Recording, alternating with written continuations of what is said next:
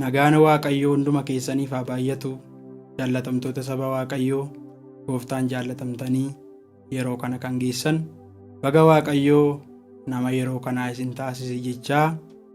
Ani maqaan koo Amaanu'el Tasfaa'ee kanan jedhamu, lallabaa wangeelaa waldaa warra wangeelaa makaana Yesuus qakkii adaree keessaa kana waaqeffadhu. Amma jaalala Waaqayyoo taanaan sagalee Waaqayyoo walii wajjin barachuuf waan jennuuf Waaqayyoon kadhannee gara sagalee Waaqayyoo dhaga'utti dabarra. Gooftaa guddaa jaallatama, waan hundumaa gararraa kan jiraattu, barri jireenya kee dhuma lakkoofsa daangaa kan hin qabne, si galateeffannaa, si kabajnaa, maqaa fayyisaa keenya Gooftaa keenya Yesuus Kiristoosiin bara baraan galanni siif haa ta'u. Ammas sagaleen kee yoo hafuurri kee qulqulluun namaa wajjin ta'e malee namaaf hiikamuu waan hin dandeenyeef, namaa ol waan ta'eef hafuurri kee qulqulluun akka nu ibsuuf saayitii kana yeroo kana hunduma isaa harka kee jalatti walitti nu sassaabii. Sagaleen nuyi saayitii kana booddee dhageenyu sagalee firdiif nu godhu utuu hin taane sagalee firdii jalaa nu yaasu, kan firdiif nu godhu, kan guyyootaaf waggoottan darbanii nu ga'u, saayitii kana sagalee ati nuuf hirtu isa firdii jalaa nu baasu, saaboo du'aa jalaa nu baasu, saaboo hafuura bara dhumaa jalaa nu baasu maqaa Gooftaa Yesuusiin nuuf haa ta'u. Jalqabaaf dhuma ta'i nu geggeessi. Fedhii fooniif dhiigaa aangoon seexanaa maqaa Gooftaa Yesuus Kiristoosiin saayitii kana booddee kan hidhame haa ta'u maqaa Gooftaa Yesuusiin ameen. Tole, gara sagalee Waaqayyoo dhaga'utti dabarraa. Sagalee Waaqayyoo kan nuyi wajjiniin ilaallu ergaa gara warra Qolaasiyaasitti Phaawulosiin ergame boqonnaa 2 lakkoofsa 6 nan dubbisa maqaa Gooftaa Yesuusiin akkas jedha. Egaa Kiristoos Yesuus Goofticha akkuma fudhattanitti isatti jiraadhaa. Irran deebi'aa. Egaa Kiristoos Yesuus Goofticha akkuma fudhattanitti isatti jiraadhaa jedha. Tole, sagalee kana amma Waaqayyo nu gargaaree walii wajjiniin irratti dubbannaa. Mata duree ani irratti dubbadhu kutaa kanaan wal qabsiisee boqonnaa kana yookiis lakkoofsota Qolaasiyaas keessatti caafaman hunduma isaanii wal qabsiisnee ilaaluu yaalla. Haa ta'u mata duree kutaa kanaan wal qabsiisee irratti dubbannu gananii kan ganan jalqabanii kan jalqabaniin kan ganaman mata duree jedhu irratti sagalee Waaqayyoo walii wajjin baranna. Mata duree korran deebi'aa. Gananii kan ganan jalqabanii kan jalqabaniin kan ganaman mata duree jedhu irratti sagalee Waaqayyoo amma Waaqayyoo nu gargaaree wajjiniin barannaa. Kutaa kana ibsuudhaaf Qolaasiyaas boqonnaa 1 lakkoofsa 21 dursinee yoo ilaalle akkas jedha. Isin dur hamaa yaaduu keessaniin hojjechuu keessaniinis diina Waaqayyoo taatanii turtan. Amma garuu du'a namummaa ilma isaatiin ofitti isin araarsee warra mudaa hin qabne warra balleessaa hin qabnes godhee of dura isin dhaabachiiseera jedha. Gadi sinnee yoo dubbisne lakkoofsa 23 irratti haa ta'u iyyuu malee amantii keessatti hafuun hundee keessan irratti jabaattanii dhaabachuun abdii isa karaa wangeelaa dhageessan irraa socho'uu dhiisuun isin irra jiraa jedha. Maal ilaalla kutaa kana wal qabsiisne? Yesuus Kiristoos Waaqayyoof nama walitti araarsuu isaati. Wangeelaa Yohaannis boqonnaa 3 lakkoofsa 16 irratti Waaqayyo akkasitti tokkicha ilma isaa amma kennuufitti biyya lafaa jaallateedha. Akkasitti nuu kenne, jaallatee akkasitti nuu kenne. Nus isa nuu kenname kana Yesuus Kiristoosin jaallannee fudhanne. Erga jaallannee fudhannee jaallannee wajjin jiraachuun dirqama keenya ta'a, fedha utuu hin taane. Gara kutaa jalqabaa ani dubbisetti yeroo deebinu egaa Kiristoos Yesuus Goofticha akkuma fudhattanitti isatti jiraadhaa jedha. Yesuus Kiristoos isa abbaan akkasitti nuu kenne kana akkamitti fudhannee jennee gaafachuun dirqama. Isinis na gaafattu gaaffii kana. Yesuus Kiristoosin akka nu itti fudhannee waan ganne qabna, yeroo ganne kana immoo waan jalqabne qabna. Kan nuyi ganne biyya lafaa, hojii isaa, hojii foonii, hojii seexanaa ganeera jennee jireenya Kiristoosii wajjin jalqabne. Akka nu itti Kiristoosin fudhannee Kiristoosii wajjin jiraachuudhaaf Kiristoosii wajjin jalqabne adeemsa. Yeroo jireenya Kiristoosii wajjinii kana jalqabne immoo wantoota nuyi gannetu jira. Kutaa kana keessatti dhaloota Kiristoos isa jalqabe dhiisee biyya lafaa isa gane, hojii foonii isa gane, hojii seexanaa isa ganetti yeroo dhaloonni deebi'etu argina. Biyya lafaa ganeera jedhee dhaloota biyya lafaa jalqabe argina. Jireenya Kiristoosii wajjin dhiise. Hojii seexanaa ganeera jedhee Yesuus Kiristoos duukaa bu'uu jalqabee Yesuus Kiristoos duukaa bu'uu dhiise ofirra deebi'ee biyya lafaa isa sila gane deebi'ee yeroo dhaloonni jalqabetu argina. Fedha foonii ganeera jedhee jireenya Yesuusii wajjin jalqabe. Jireenya Yesuusii wajjin isa jalqabe kana isa sila fedha foonii dhiiseera jedhee ganee yeroo inni itti Yesuus isa jalqabe dhiise fedha foonii isa gane deebi'ee jalqabetu argina. Kanaafiyyuu kan ganan jalqabanii kan jalqabaniin immoo kan ganamanii jedha mata dureen koo. Inni dhaloonni jalqabe maali? Inni dhaloonni gane maali? Kan dhaloonni gane biyya lafaati, hojii seexanaati, yaada fooniiti. Yeroo kana raawwate immoo kan inni fudhate kan inni jalqabe Yesuus Kiristoosii wajjin jireenya. Yesuus Kiristoosii wajjin jireenya jalqabee biyya lafaa isa gane deebi'ee gaafa jalqabu garuu Yesuus Kiristoosiin ganamuu jalqabaa jira dhaloonni. Biyya lafaa jalqabdeetta yoo ta'e Yesuus Kiristoosiin ganamuu jalqabaa jirtaati. Hojii foonii hojii seexanaa ganeera jettee Yesuusii wajjin jireenya jalqabdee amma immoo Yesuusii wajjin jiraachuu dhiistee isa gante deebitee jalqabdeetta taanaan ati Yesuus biratti ganamuu jalqabdeetta. Biyyi lafaa inni itti jalqabde kun immoo rakkinaan jalqabameera. Kanneen ganaman wantoota sadii gurguddoo argina. Biyya lafaa, hojii foonii, hojii seexanaati. Kana keessaa mata dureen fudhadhu biyya lafaati. Sababiin isaa seexanni biyya lafaa keessara, hojiin foonis biyya lafaa keessara. Kanaaf biyya lafaa kan jedhu irratti baay'inaan ilaalla. Biyya lafaa kana irratti gaafa ilaallu yeroo Yesuusiin fudhanne ganneerraa jenneerra. Garuu deebinee jalqabneerra yoo ta'e waan tokkoon garaa kutee sitti himuu barbaada. Innis inni biyya lafaa gantee Kiristoosiin jalqabdee Kiristoos isa jalqabde immoo gantee biyya lafaa jalqabdeetta yoo ta'e biyyi lafaa inni itti jalqabde kun rakkinaan jalqabameera. Wangeela Maatiyos boqonnaa 24 lakkoofsa 7 irraa akkas jedha waa'ee biyya lafaatti. Lolaaf oduu lolaa dhaga'uuf jirtu. Kanaaf akka naanetti ilaalladhaa. Kun ammallee dhuma isaa miti. Mootummaan mootummaa irratti ka'a.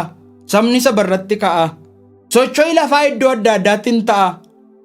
Beelli iddoo adda addaatti hin ta'a. Kanaaf kun ammallee jalqaba ciniinsuutii jedha. Yesuusii wajjin jiraachuu jalqabdee biyya lafaatti deebite yoo ta'e yookiin biyya lafaa gantee isa gante kan ammoo itti deebite jalqabde yoo ta'e biyyi lafaa inni itti jalqabde kun rakkinaan jalqabameera. Beelli biyya lafaa irratti rakkina. Taa'aa jira iddoo adda addaatti dhagaa irraa argaa jirras. Sabni saba irratti ka'aa jedha macaafni qulqulluun. Eeyyee rakkinaan jalqabameera biyyi lafaa. Sabni saba irratti ka'uun rakkina. Mootummaan mootummaa irratti ka'aa jedha. Sirriidha. Biyyootaanis biyyoota keessattis walii isaanii irratti ka'anii rakkinaan jalqabamuu biyya lafaa mirkaneessaa jiru. Biyyi lafaa inni itti jalqabde kun rakkinaan jalqabameera. Kottuu deebii. Yesuus Kiristoos inni itti fayyisaa kooti jette dhuguma fayyisaa keeti. Situ garaa jabaatee Yesuusin dhiise malee Yesuus garaa laafee sii dhiige. Si gara jabeessa ta'e Yesuusin dhiise biyya lafaa jalqabe malee Yesuus garaa laafee sii dhiige. Sii madaa'e. Sii waraaname. Rakkinni biyyi lafaa ittiin jalqabame kun lafarraa namoota xaragaa jira yookiis qulleessaa jira yoo inni dhugaadha. Akkamitti mootummaan mootummaa irratti yeroo ka'u nama ajjeesa. Namni yeroo du'u lafarraa du'a. Sabni saba irratti ka'aa jedha sirriidha.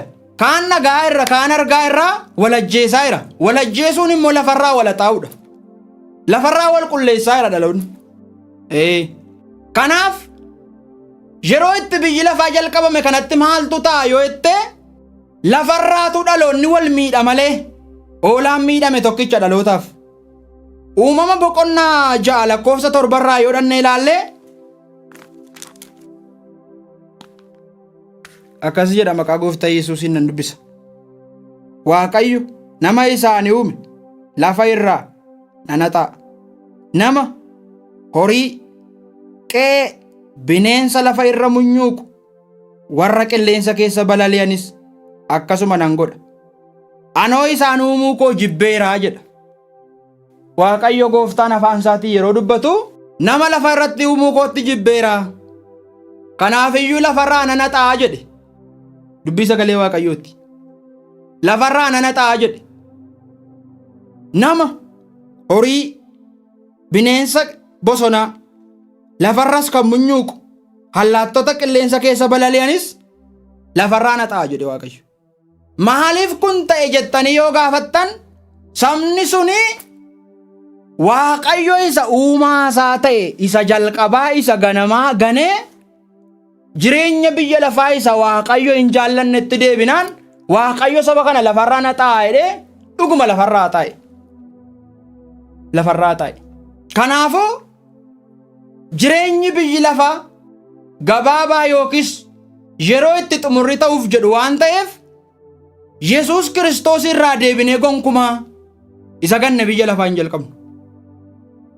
Kana keessatti Nohi nama qajeelaa ta'e faara tolaadhaan fuula Waaqayyootti ilaalame jedha. Utuu Waaqayyo isan gargaarre ta'e Nohi rakkinatti galeera. Akkuma saba sanaa lafarraa xaragama ture. Garuu Waaqayyo isa oolche. Yohannis 16:33 irratti akkas jedha. Nan dubbisa. Anatti qabamtanii nagaa akka qabaattaniif ani kana hundumaa isinitti hime. Biyya lafaatti rakkina qabdu. Garuu jabaadhaa, ani biyya lafaa mo'eera jedha. Yeroo itti biyyi lafaa rakkinaan jalqabame kana keessatti warri jireenya Kiristoosii wajjin jalqaban hin rakkatu. Sirriidha. Hin rakkatu. Garuu Kiristoos isa jalqabde gantee biyya lafaa yeroodhaaf firiidemii sii laate duukaa buuta yoo ta'e hin gowwomin. Sababiinsaa Waaqayyo warra kansaati biyyi lafaa rakkinaa yoo jalqabame iyyuu rakkina kana keessatti isaan hin ilaalu. Haa ta'u iddoo tokko tokkotti wanti nuyi arginu tajaajiltoonni akkas jedhu. Waaqayyo rakkina keessaa si haa baasu jedhanii kadhatuuf namoota. Garuu dhugaan jiru kan utuu hin taane Waaqayyo rakkina keessaa nama baasa utuu hin taane rakkina isa keessaa nama baasu keessaa nama baasa. Rakkina keessaa si haa baasu jechuun raawwatee biyya lafaa irratti siifa xumuru jechuudha. Garuu akkas miti. Hamma biyyi lafaa xumuramutti Waaqayyo rakkina isa keessaa si baasu keessaa si baasa. Ammayyuu nan jedha.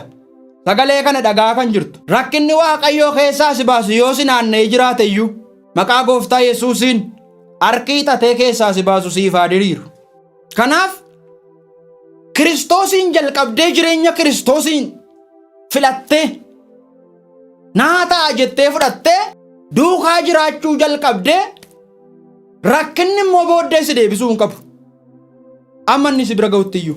Utuuti Kiristoos duukaa jiraattu rakkinni maal si gochuu qabaa? Yesuusitti si maruu qaba malee Yesuusitti si baasuu hin qabu.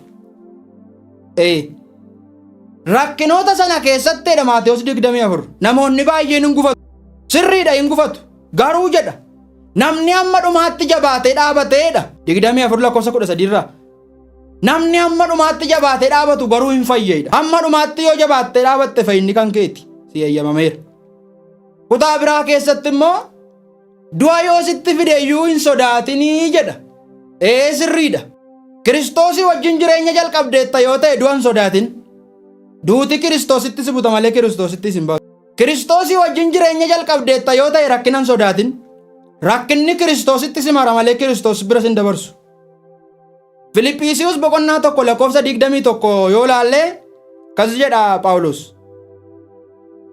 Kiristoos nagaa kooti, duun immoo bu'aa kootii jedha. Akkas jechuun Kiristoos nagaasaa ta'uun yoo Kiristoos duukaa jiraate rakkate iyyuu Kiristoos nagaasaa erga ta'e rakkinni erga inni Kiristoosii wajjin jiraachuu jalqabe isatti dhufu Kiristoositti isa jabeessuusaa mirkaneessa. Duuti immoo bu'aa kootii jedhe. Kiristoositti amanteetta yoo ta'e duuti Kiristoositti si buta. Kanaafuu duuti bu'aa keeti du'an sodaatin. Du'an sodaatin. Tole biyyi lafaa rakkinaan jalqabameeraa jenne. Rakkinaan erga jalqabame immoo maal ta'a kan jedhuuf rakkina booddee maaliin jalqabama kan jedhuuf ibiddaan jalqabamuufi. Phexros isa lammaffaa boqonnaa 3:7. Bantiiwwan Waaqaaf lafti warri amma jiran kun immoo sagalee Waaqayyoo sanaan ibiddaan balleeffamuudhaaf qopheeffamanii amma guyyaa warri Waaqayyoo malee jiraatan firdii argatanii badaniitti kaa'amanii jiru. Achumarraa lakkoofsa 10 immoo dubbifadhaa. Amma lakkoofsa 13tti. Innis maalidhaa? Guyyaan Gooftaa immoo akka hattuun itti dhuftutti hin dhufaadha. Guyyaa sanatti bantiiwwan Waaqaa sagalee guddisee didichuudhaan hin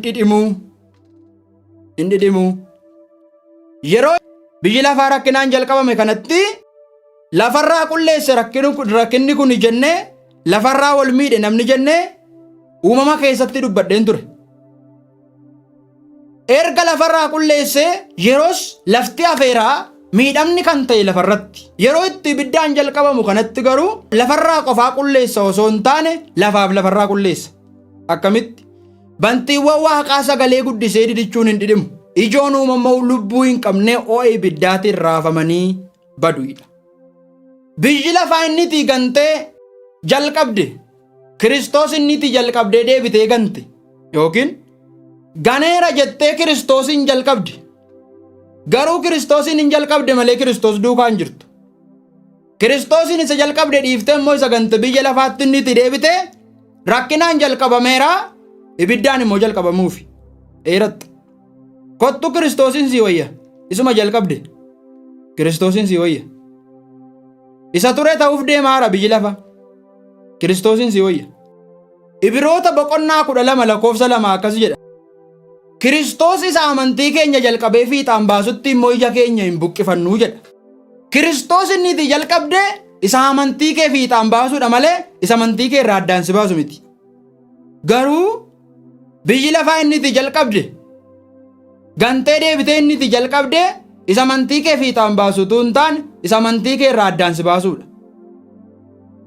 Yesuus garuu isa amantii kee fiixaan baasuudha. Ameen. Jireenya Yesuusii wajjin jalqabdeetta taanaan sitta baduu kottuu taa'i. Itti fufi Yesuusii wajjin itti fufi. Warrumti kan Kiristoos immoo Kiristoosin jalqabanii Kiristoos duukaa jiraatan immoo yeroo itti biyyi lafaa ibiddaan jalqabamu kanatti maal ta'u yoo jettanii hamma libsuu ijaatti geddaramu.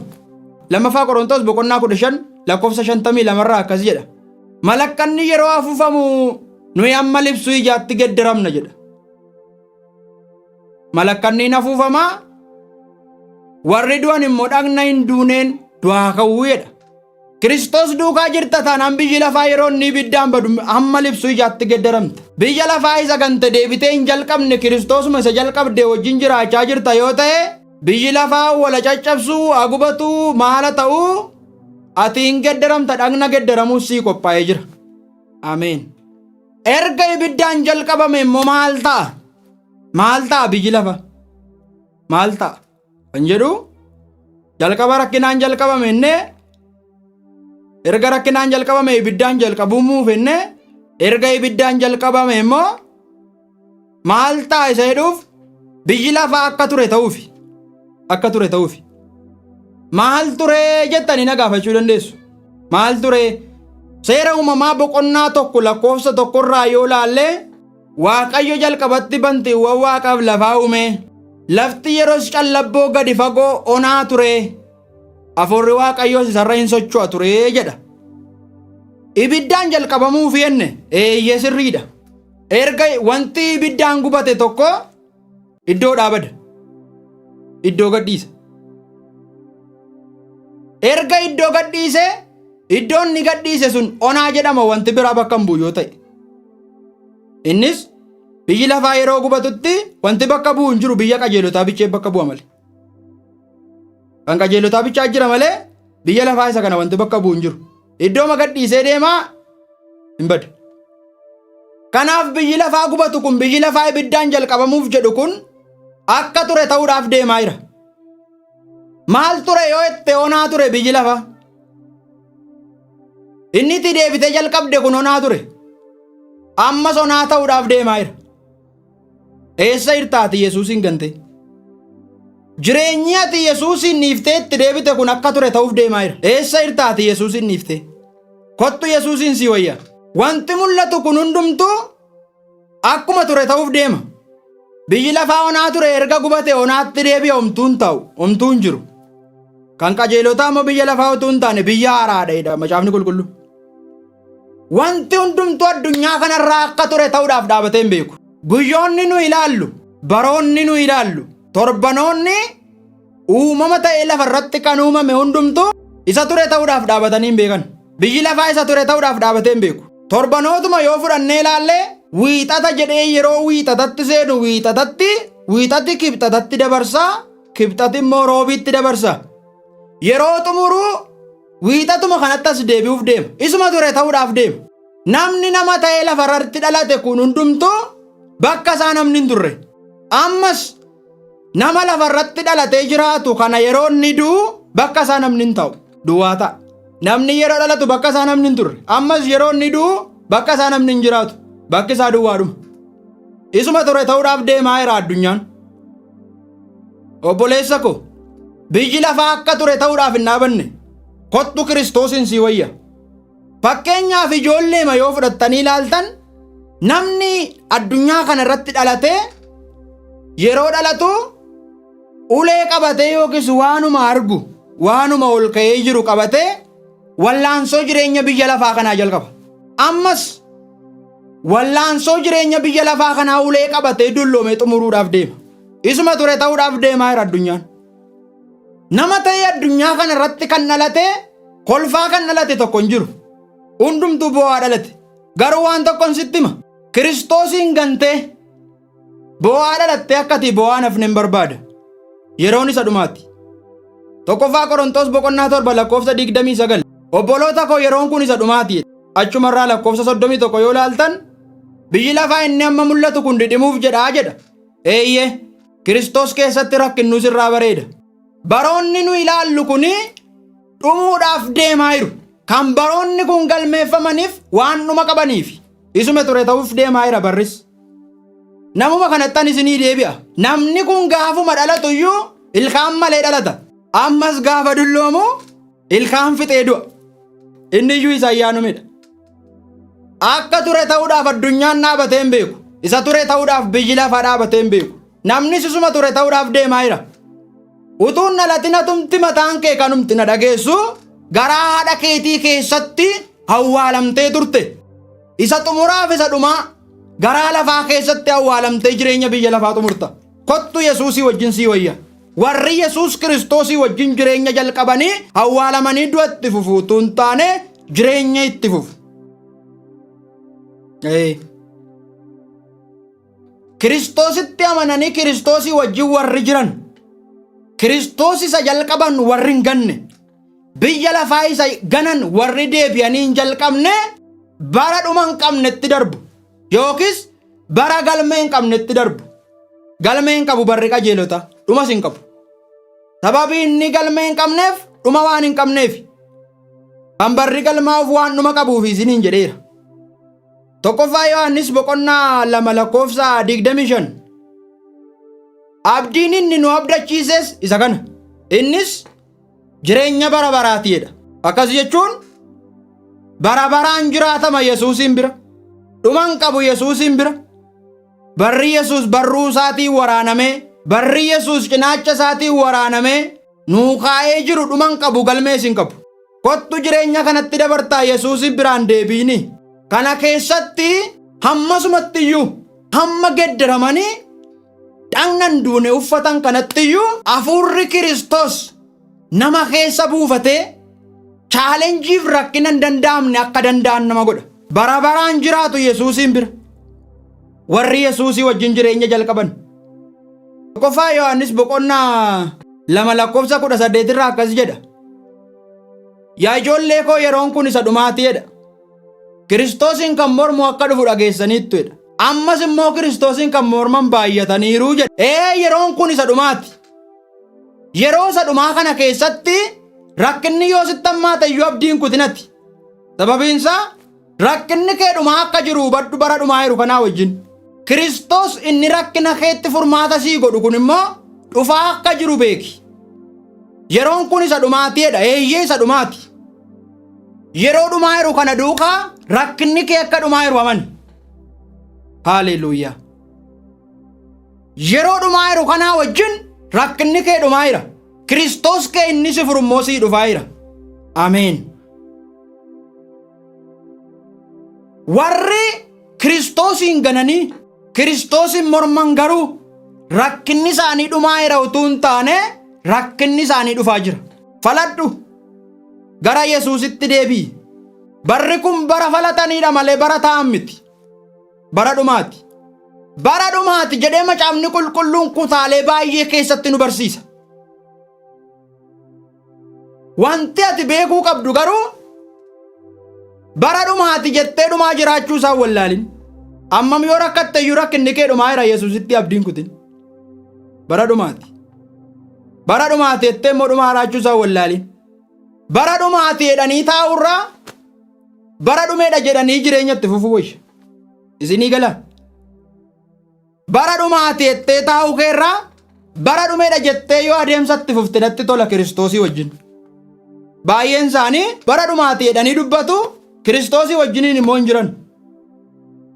Inni guddaan garuu inni barbaadamaan bara dhumaati jedhanii Kiristoosii wallaaluutu hin taane bara dhumeedha jedhanii Kiristoosiin barbaaddachuudha. Ameeyyee. Kanaaf bara dhumaa erga ta'e bara dhumaa kanatti immoo biyyi lafaa wanti biyya lafaa irraa iyyuu hin dhuma waan ta'eef dhumatti dhumuurraa dhuma ofiif dhama'uu wayya.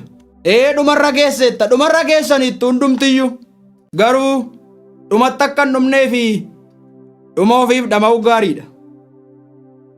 Jalqaba oolteetta akkuma taate taateeyyuu dhumarra geessetta. Dhama himee dhuma keetiif kottu.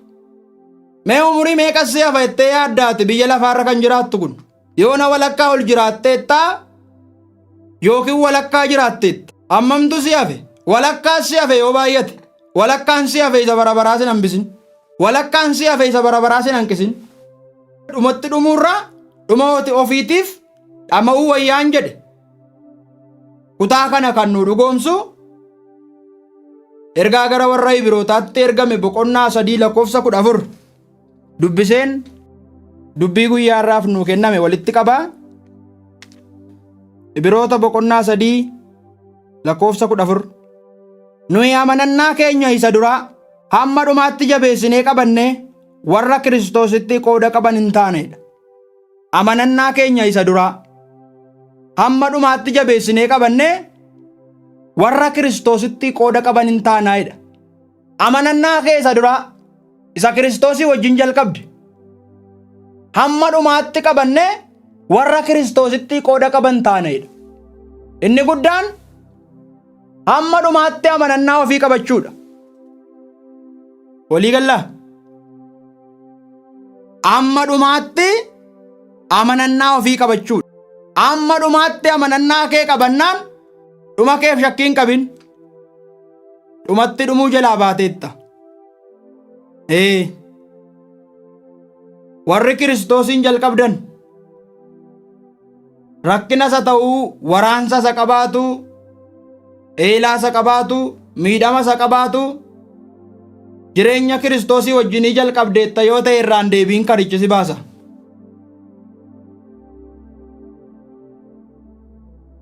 Si baasa si hawwaaxaa.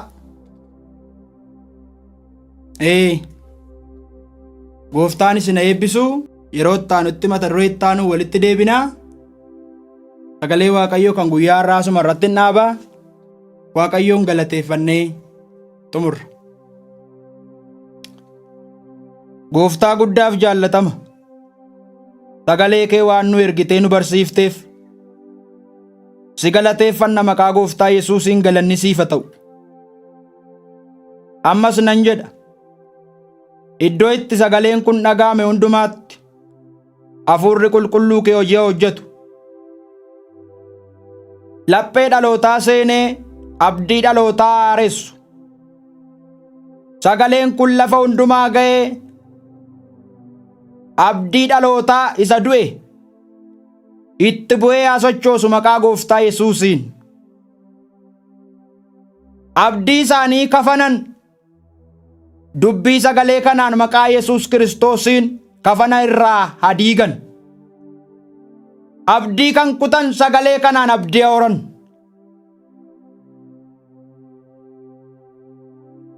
Warri mul'ata isaanii kafananii du'eera jedhanii dhiisan.